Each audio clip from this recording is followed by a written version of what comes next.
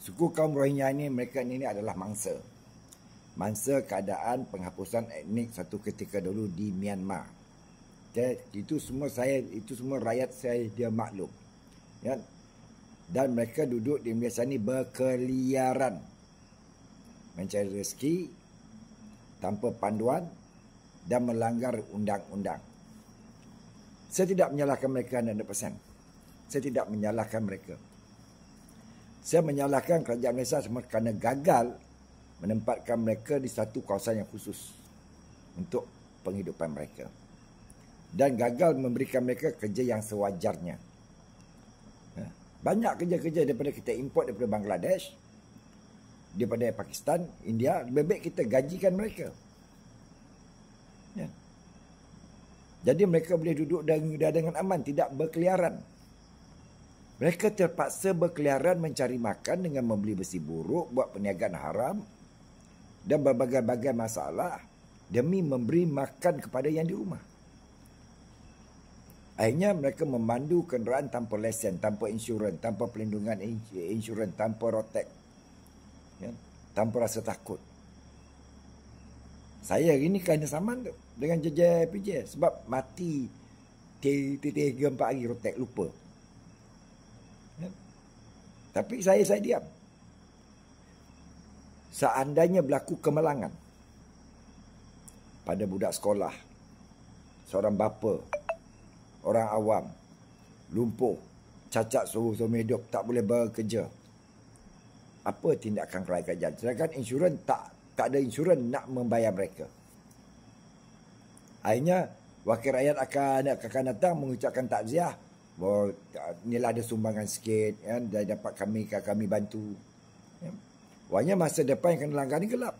Sebab dah cacat kekal, dengan kaki pendek sebelah ataupun lumpuh. Ya. Ini semua kerajaan harus fikir. Adakah nak kena kepada anak pengarah JPJ, ataupun anak ketua polis, ataupun anak pengarah-pengarah syarikat-syarikat besar-besar, ataupun anak pengarah agensi, anak wakil rakyat, anak MB ke, anak timbalan menteri ke kena cacat, baru nak ambil tindakan, dah lewat bawah. Jangan sampai satu ketika kelak yang mana yang aksiden itu mengambil tindakan saman kerajaan kerana gagal menempatkan mereka. Sehingga mereka rakyat terpaksa menerima akibat dia. Ya, masa tu barulah menteri ni, baik menteri JPJ, baik menteri Perdana Menteri buka mata. Ya.